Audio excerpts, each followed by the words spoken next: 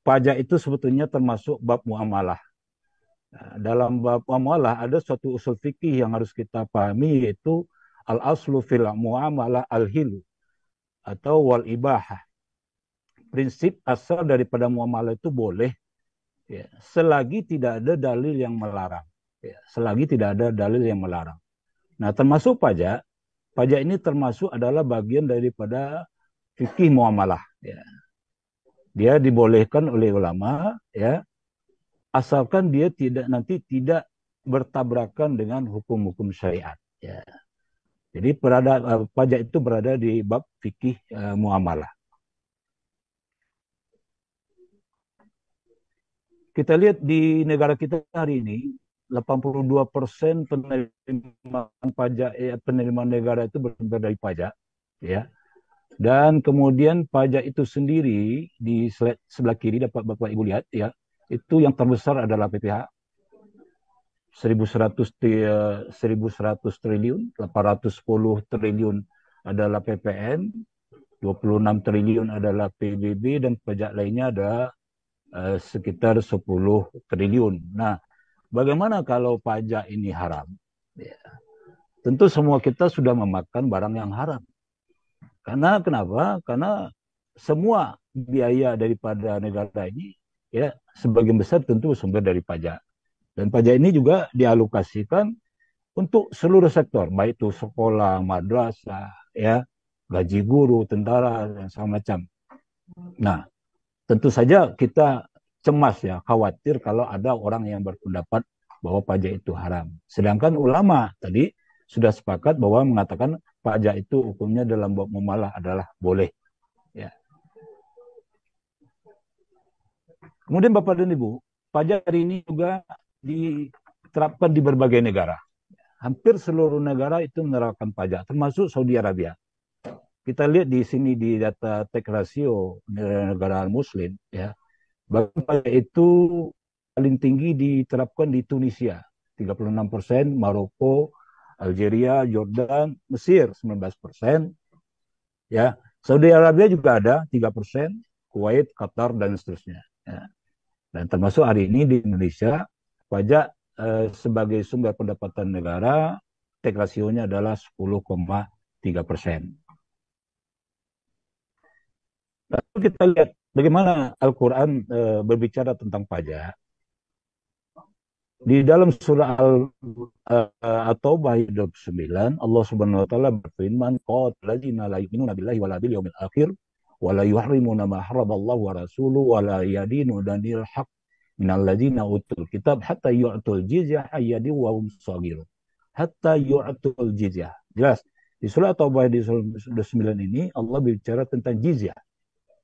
Ya, jizyah adalah pajak kepala, atau dalam bahasa dulunya itu adalah upeti bagi orang-orang Nasrani Yahudi yang tunduk kepada pemerintahan Islam, sehingga mereka wajib dilindungi. Nah, jizyah ini tentunya diterapkan pertama kali oleh Rasulullah SAW dan para sahabat beliau, antara lain di zaman Umar bin Khattab dan juga di zaman Utsman bin Affan.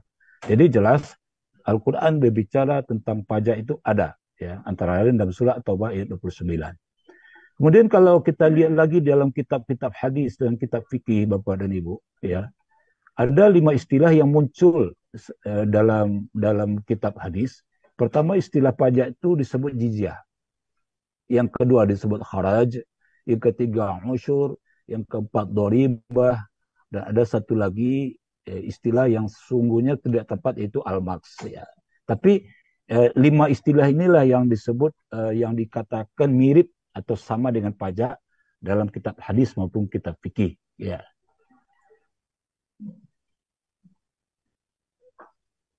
Nah, kemudian Bapak dan Ibu, ya, dari berbagai sumber pendapatan negara yang ada di zaman Nabi SAW,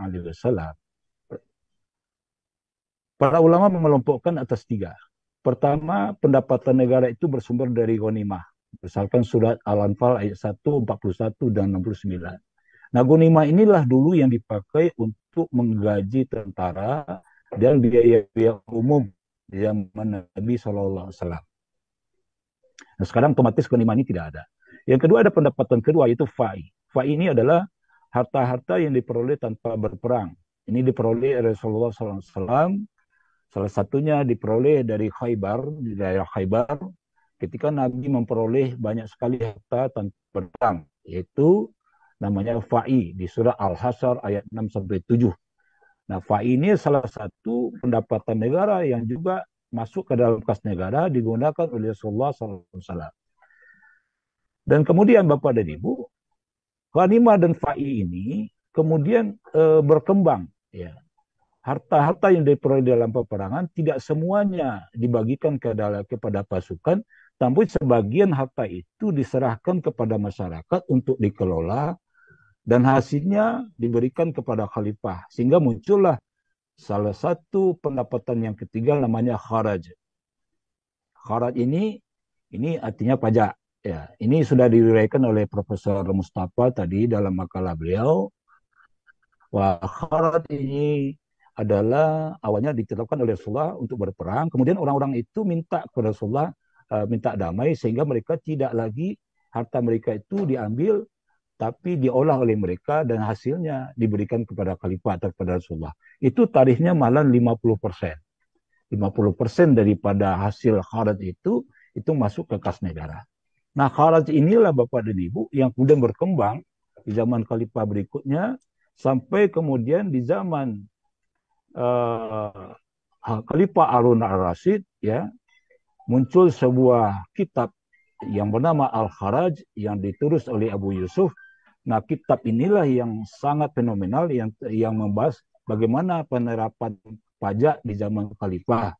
Kemudian ada lagi satu lagi kitab Al-Amwal dikarang oleh Abu Ubaid yang juga merinci dengan detail bagaimana pajak sudah diterapkan di zaman khalifah.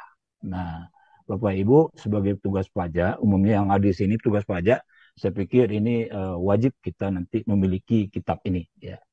Kemudian ada pendapatan ketiga yaitu sedekah atau zakat. Nah, zakat ini baru efektif dipungut tahun 9 Hijriah. Dan juga zakat ini sudah dikunci penggunaannya oleh Allah Subhanahu wa taala di surah At-Taubah ayat 60 sehingga zakat ini tidak bisa digunakan untuk menggaji TNI, Polri, untuk membangun jalan dan jembatan khususnya. Sehingga kata orang kalau semuanya diselesaikan dengan zakat itu tidak betul. Zakat sudah dikunci penggunaannya sehingga tidak bisa digunakan untuk kepentingan umum. Nah, karena ghanimah fa'i, ya, jizyah, kharaj ini tidak ada hari ini, sedangkan zakat sudah dikunci oleh Allah Subhanahu wa taala untuk asnaf yang 8, maka muncullah suatu istihad, suatu model pendapatan baru yang bernama pajak atau dharibah. Nah, pajak atau dharibah, ya. Jadi pajak atau dharibah ini adalah hasil istihad daripada ulama, yaitu pengganti daripada sumber pendapatan yang sudah tidak ada yang ada di zaman dulu yang tidak bisa diterapkan hari ini, yaitu tidak ada lagi ghanimah, tidak ada lagi fa'i, tidak ada jizyah. Nah, kharaj pun tidak bisa dipungut secara sempurna seperti zaman dahulu. Yang ada itu usyur. Usyur tadi sudah diterangkan oleh Pak Profesor bahwa usyur itu adalah biaya masuk, ya, biaya masuk ini masih bisa diterapkan hari ini. Tapi tentu itu hasilnya kecil, ya, kecil. Nah, sehingga itulah satu istilah baru yang bernama doribah. Doribah ini adalah kewajiban tambahan setelah zakat. Profesor Dr. Yusuf Qardawi dalam kitab Fikih Zakat di bab 10 menulis babnya itu zakah wa doribah, zakat dan pajak. Jadi zakat dan pajak itu adalah dua-duanya adalah kewajiban terhadap muslim yang zakat ditunaikan terlebih dahulu, kemudian setelah itu ada tambahan yang bernama pajak. Ya. Dan pajak ini menurut syariah ini harus digunakan untuk hal-hal yang memang untuk kepentingan kaum muslimin seperti keamanan, kesehatan, pendidikan dan lain-lain. Pajak ini harus dipungut dari orang yang kaya saja. Kenapa? Karena pajak ini ya prinsipnya adalah tu'khadhu min aghniyaihim faturadu ila fuqara'ihim. Memindahkan harta dari orang kaya kepada orang miskin. Nah, di salah satu prinsip pajak dalam syariah itu adalah tidak boleh dipungut terhadap orang miskin. Dan kemudian prinsip pajak lagi dalam syariah adalah pajak itu sifatnya temporer. Dia bisa dihapus, Pak. bisa dihapus. Sebagaimana khalifah-khalifah terdahulu juga pernah menghapus pajak-pajak yang sudah tidak diperlukan. Sedangkan zakat tidak bisa dihapus. Zakat dia akan eksis ya walaupun tidak ada lagi orang miskin. Sedangkan pajak dia bersifat temporer. Kalau Saibul Maks ini tidak berhenti disamakan dengan tugas pajak, selesai. Tapi kalau masih di situ berkutatnya para para penolak pajak ini memang sulit ya karena pendapat itu juga kadang diikuti oleh ulama-ulama nasional yang mengatakan bahwa petugas pajak masuk neraka dengan hadis la yakhrujana Saibul Maks. Padahal Saibul Maks itu jelas bukanlah petugas pajak itu pertama. Jadi edukasinya pertama kita lihatkan dulu Pak kenapa pajak itu muncul dalam Islam. Itu adalah hasil istihad. Karena hukum Islam itu ada tiga, tadi sudah dijelaskan oleh Profesor. Pertama Al-Quran, yang kedua hadis, yang ketiga istihad. Ya. Banyak sekali kita harus beristihad. Kita tidak bisa membayar zakat dengan gandum, dengan korma, kita pakai beras. Ya kan? Banyak sekali produk-produk itu harus pakai istihad. Kemarin kita kena COVID, kita sholat renggang-renggang. Terus sholat pakai masker. Itu semuanya istihad. Ya kan? Nah, sholat pakai masker istihad. Sholat Jumat kemarin terpaksa diganti dengan sholat zuhur, itu istihad. Jadi medan istihad ini juga ada pada pajak. Karena pajak itu termasuk hukum muamalah. Muamalah ini prinsipnya al-aslu fil muamalah al-ibah hatta dalulu dalil tahrimuha. Sampai ada dalil yang mengharapkan. Ini boleh, kecuali yang diharapkan. Nah, jadi jawaban kita adalah bagaimana kita memberikan edukasi hukumnya dulu. Hukum bahwa pajak itu berdasarkan istihad itu boleh. Nah, ini mungkin bisa dibantu oleh Pak Profesor Mustafa nanti melalui Majelis Ulama bagaimana istihad tentang pajak ini diperkuat. Ya. Sebetulnya saya di makalah saya sudah ada dalil-dalil, ada 6 dalil yang dipakai untuk beristihad dalam pajak. Antara lain Al-Baqarah 177, Surah Al-An'am ayat 141, kemudian hadis-hadis Nabi dari Fatimah binti Qais, Nabi mengatakan inna filman la haqqan siwa zakat. Sungguhnya pada harta itu ada hak selain zakat. Di selain zakat itu ada hak, yaitu pajak itu. Ini yang kurang diedukasikan, Pak. Kurang divisualisasikan. Sehingga kita sebelah saja hanya memberikan informasi tidak boleh pajak. Tapi yang bolehnya itu bagaimana Nabi memungut kharaj, bagaimana Umar memungut kharaj, bagaimana para khalifah-khalifah dulu menggantungkan negaranya dengan kharaj. Ya, itu hasil daripada bumi. Di mana tarif kharaj itu nisfu, ya, setengah 50% dari hasilnya. Nah, ini yang kurang kita sampaikan secara akademis, Pak. Nah, secara akademis. Nah, itu yang pertama. Yang kedua, ini agak krusial juga Pak Profesor sama Pak tentang bunga. Bunga di pajak itu memang selama ini sering dipersoalkan tuh Pak Mustafa, Pak Daud. Jadi bunga di pajak ini sifatnya memang menurut saya memang ini sifatnya sedikit garar, ya. Bukan maisir, dia sedikit tidak pasti jadinya. Maka kalau saya pribadi memandang bunga itu harus diganti dengan dam atau dengan denda. Karena denda ini ada dalam Islam, ya. Karena orang bergaji juga kena dam. Orang melanggar hukum kena dam. Nah, jadi terminologi bunga dalam administrasi pajak ini, kalau saya menjawab pertanyaan kawan saya, ya sebaiknya memang ini diganti dengan sistem dam, ya, atau sanksi kenaikan sanksi apa namanya dam ini denda. Yang ketiga ditanya tadi sekalian saya jawab, ada yang menanyakan bagaimana prinsip asuransi. Ya, asuransi perpajakan. Nah, asuransi ini ulama berbeda pendapat. Ulama yang membolehkan asuransi itu menyamakan akadnya itu dengan akad tabarruk. Itu tolong menolong. Jadi siapapun yang sakit, siapapun yang meninggal, ini diberikan tolong menolong. Sama dengan BPJS. BPJS itu dulu kita menolak karena ada unsur judinya. Setelah itu kita sampaikan bahwa BPJS itu akadnya adalah tabarruk, wa ta'awanu 'alal birri wa taqwa, tolong menolong dalam kebaikan. Siapa yang sakit pakailah uang BPJS, sehingga BPJS itu akhirnya dia akadnya itu betul-betul sumbangan. siapa saja menyumbang. Nah, dan itu memang bukan penghasilan bagi BPJS, itu betul-betul murni. Cuma yang ditanyakan oleh Pak penanya di sini, ini asuransi kan memperoleh pendapatan dari premi. Nah, premi itu adalah objek PPh. Nah, nah kita kembalikan barangkali Pak, akadnya adalah akad tabaruk ya. Akadnya adalah akad tabaruk. Dan bagi yang berkeyakinan itu boleh, maka itu adalah tetap sebagai penghasilan, yaitu premi tadi. Yang berikutnya saya jawab sekalian Pak Wardi. Ada tadi koperasi syariah di di mana tadi itu memberikan bantuan pembelian barang. Ya, ini sebetulnya tidak tepat ya. Di sini dikatakan uh, koperasi itu mana tadi pertanyaannya? Hmm. Jadi akad yang dibolehkan oleh koperasi syariah itu harusnya pertama tuh mubah. Dia itu join usaha. Ya kan dia modali orang pengusaha susu, pengusaha batik itu dengan mudharabah, dengan bagi hasil, bukan dengan ijarah.